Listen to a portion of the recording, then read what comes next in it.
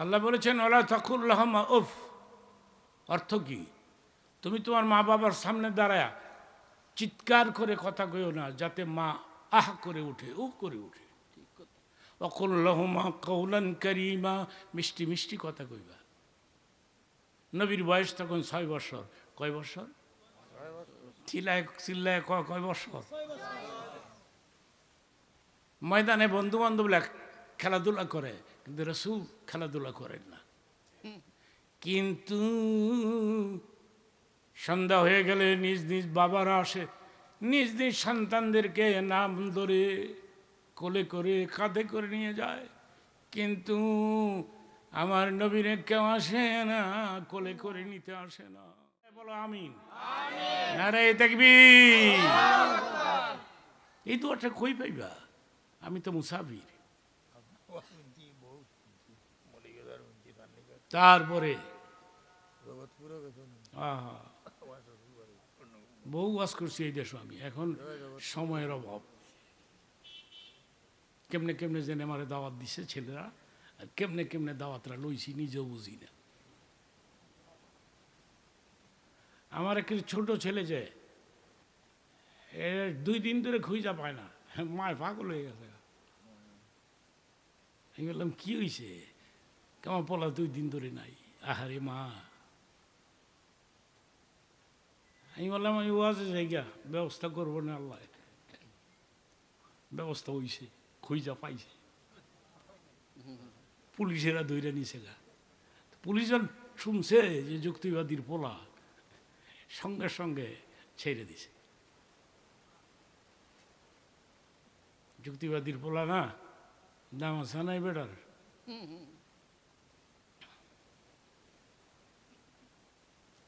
আমি কষ্ট করে আসছি, তারপরে ঘটনাটা কোন দিকে গেল? হে বাবা, তোমার ছেলে দিনরাত 24 ঘন্টা শুধু তারিফ করে। ঠিক আছে, যদি না নামো, মাকামে ইব্রাহিম এই পাথরে দাঁড়াইয়া পোলারে লইয়া কাবা ঘর বানাইছ। আপনারা গেলে দেখবেন ওই পাথরটা সৌদি বাদশাহ যত্ন করে রাখছে। পয়গম্বরের পায়ের ভয়ে পা দুইটা পাথরের মধ্যে লেগে গেছে। আপনি না আপনার পোলারে লইয়া কাবা ঘর বানাইছেন, এটা আলাদা সাবজেক্ট, আমি আরেকদিন শোনাবো। কিন্তু রে, তুমি না আমার শ্বশুর, জমজম দিয়ে তোমার পা দুটো ধুয়ে দিয়ে চিল্লায় বলেন সুবহানাল্লাহ। পুত্রবধূ কারে কয়? আমি তখন গুলশানে থাকতাম, এখন যাত্রাবাড়ি চলে আসছি। 1 মিনিটে বলে ফেলি।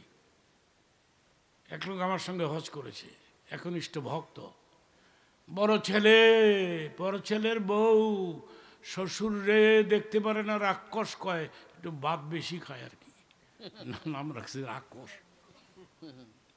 কিন্তু রে, ছোট বউটা টুপিটা সাফ করে দেয়, জামাটা আয়রন করে দেয়, জমার দিন মসজিদে পাঠায় দেয়। মসজিদে আবার দেখবেন কিছু লোকেরা মিষ্টির প্যাকেট নিয়ে যায়। এই নিয়ম আছে না এই দেশ? আছে তো, এটা সুন্নত। একটা মিষ্টি শ্বশুরে পাইছে, পাইয়া প্যাকেট করে সব পকেটে ভইরা বাসায় এসব ছোট বউডারে ডাক দিছে, এদিকে আইও, তোমার লাগে আনছি, এই বেডি দিও না, এই বেডি রাক্ষস কয় আমার। এর নাম হয়েছে দোয়া। জোরে কন কি? বাস হয়ে গেল। বড় ছেলেটা গরিব হয়ে গেল, ছোটটা কোটি কোটি টাকার মালিক হয়ে গেল। কিন্তু রে, একটা পাজিরু জিপ কিনছে 1 কোটি টাকা দিয়া। আমাকে ফোন করে বলতেছে, যুক্তিবাদী হুজুর, আপনি না আমার বাবার বন্ধু আছিলেন, আমার বাবা থাকলে আজকে প্রথম আমার বাবা এই গাড়িতে চড়ত, আপনি একটু আসবেন। আপনি বসলে আমি মনে করবো আমার বাবাই বসছে।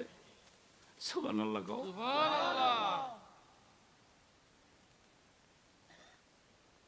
1 কোটি টাকা দিয়ে একটা গাড়ি কিনছে, কিন্তু বড় পোলারা অভাব যায় না। বাবারে কষ্ট দিও না, মাকে কষ্ট দিও না, মার সেবা কইরো, মার যত্ন কইরো। তারপরে ঘটনাটা কোন দিয়ে গেল, আব্বা জমজম দিয়া পা দুইটা ধুয়ে দেই। ঠিক আছে দিবা। জামজাম নিয়ে আসছে, পা দুইটা ধৌত করছে, মাথার ক্যাশ খুলছে। বাবা মাথার ক্যাশ খুলছো কেন? আপনি না পয়গম্বর, মাথার ক্যাশ দিয়া পা দুইটা মুছা দেই? আপনি তো আমার শ্বশুর, আবার পয়গম্বর না? মা এই কাজটা কইরো না। আমি মনে করলাম মাথার ক্যাশ দিয়ে আমার পা মুছে ফেলেছ, এটাই মনে করলাম। কিন্তু রে আমার বুকে আসো তো, একটু দোয়া করে দিয়ে যাই। পয়গম্বরের দোয়া না? বুক জড়াইয়া ইব্রাহিম চোখের পানি ছেড়ে কাঁদতে কাঁদতে বলতেছে, বোমা তুমি এই ধরনের সেবা করলা আমার জন্য, আমি দোয়া করে গেলাম তুমি সুখী সুখী হবে। আমার পোলার সাথে থেকে তোমাদের দুজনের জন্য আমি জান্নাতের দোয়া করে দিলাম। সুবহানাল্লাহ। তোমার স্বামী আসলে কয়ো এইবার দরজা ভালো, জীবনে যে না বদলায়। বাবা তোমার সব কথা বুঝি, কিন্তু এই কথাটা বুঝি নাই, তোর স্বামী বুঝবে। চলে গেছে ইব্রাহিম, ইসমাইল আসছে, মিশকামরের গ্রাম আগের মতো। বিবিরে কেউ আসছিল, তোমার বাবা আসছিল। আমার বাবা নাম কি? ইব্রাহিম খলিলুল্লাহ। আমি বাবার যত্ন করতে পারলাম না, সেবা করতে পারলাম না। জমজম দিয়া পা দুইটা ধুইয়া দিছি, মাথার ক্যাশ দিয়া পা দুইটা মুইসা দিছি, কিন্তু তোমার বাবা নিজের বুকের সঙ্গে আমাকে জড়িয়ে ধরে চোখের পানি ছেড়ে ছেড়ে দোয়া করেছে, বোমারে কি যত্ন কি সেবা তুমি করলা।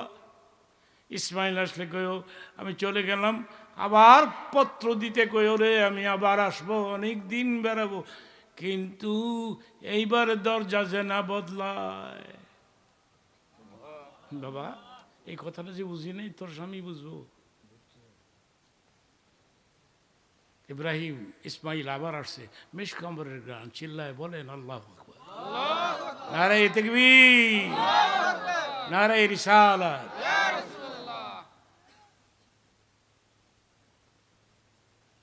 বিবিরে কেউ আসছিল, তোমার বাবা নাম কি? ইব্রাহিম খলিলুল্লাহ। আমার বাবার যত্ন করতে পারল না, কি করেছ? জমজম দিয়া পা দুইটা ধুইয়া দিছি। তুমি নিজে দুইছ? মাথার ক্যাশ দিয়া পাও দুইটা, চিল্লায় বলেন আল্লাহু আকবার। মহিলাদেরকে নিয়ে এই ওয়াজটা শোনায় দেন গিয়া, যুক্তিবাদীর ওয়াজটা শোনো।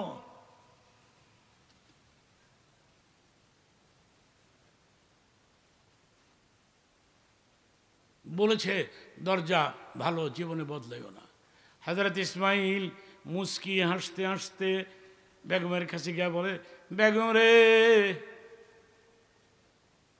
পয়গম্বরের তো তোমার নসিবে লেগে গেছে, তুমি দুনিয়া তো আমার সাথী, বেহেশত তো আমার সাথী। যুবক বাবারা, মাকে কষ্ট দিও না, বাবাকে কষ্ট দিও না, মার মতো আপন হয় না। একটা ছোট্ট ঘটনা, আমি 2 মিনিটের মধ্যে একটা ঘটনা তোমাদেরকে শুনিয়ে আমি তওবা করব, মোনাজাত করব। আমি ক্লান্ত, আজকে লং জার্নি করে আসছি। আমি একটা আমার নিজের হাতের লেখা 12টা বাংলা কিতাব বাইতুল মুকাররম খুঁজলে পাবেন। একটা লিখেছি শানে রাসূল সাল্লাল্লাহু আলাইহি ওয়াসাল্লাম, ওখান থেকে ছোট্ট একটা ঘটনা শোনাবো, 5 মিনিট সময় লাগবে। একটু দরুদ শরীফ পাঠ করেন। আল্লাহুম্মা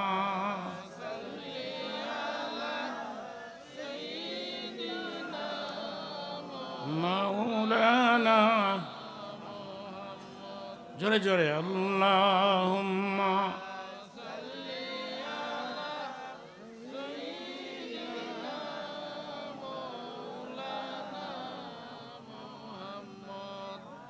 ওয়া আলা আলি সাইয়্যিদিনা।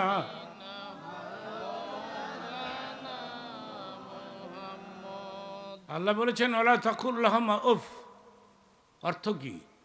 তুমি তোমার মা বাবার সামনে দাঁড়ায়া চিৎকার করে কথা কইও না, যাতে মা আহ করে উঠে, ও করে উঠে। ওয়াকুল লাহুমা কাওলান কারীমা, মিষ্টি মিষ্টি কথা কইবা। নবীর বয়স তখন 6 বছর। কয় বছর? চিল্লায় চিল্লায় কয় বছর?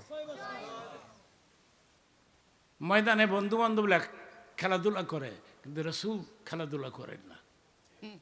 কিন্তু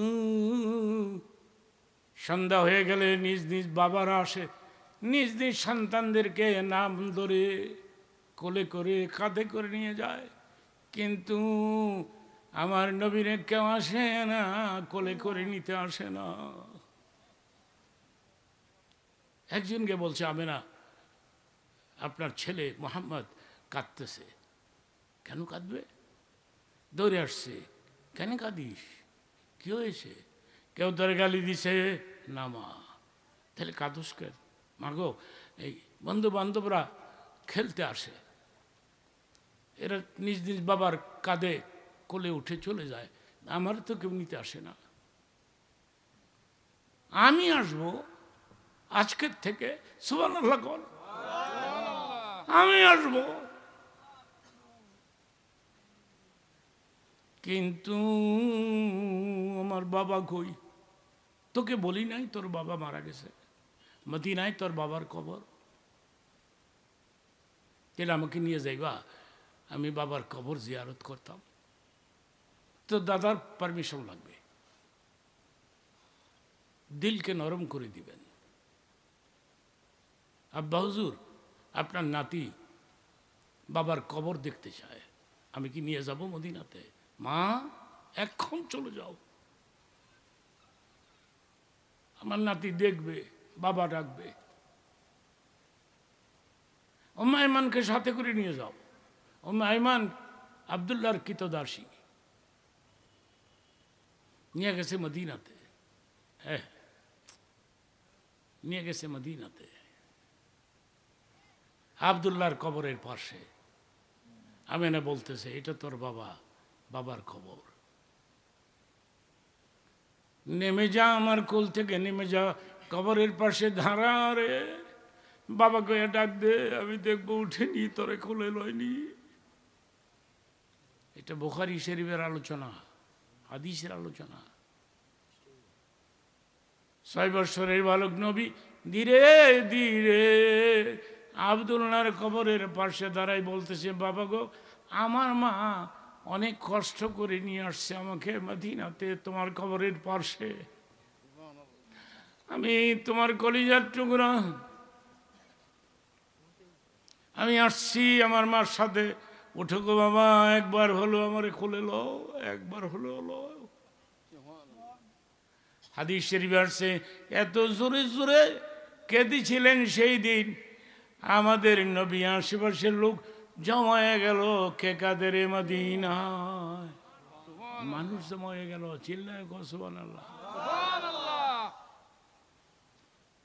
যে আসে সেই কাঁদে, যে আসে সেই কাঁদে। খুব সুন্দর ছিলেন তো হযরত ইউসুফ, সাদা সুন্দর। আমাদের নবী হয়েছেন লাল সুন্দর। চিল্লায় বলো আল্লাহু আকবার, নারায়ে তাকবীর, নারায়ে রিসালাত।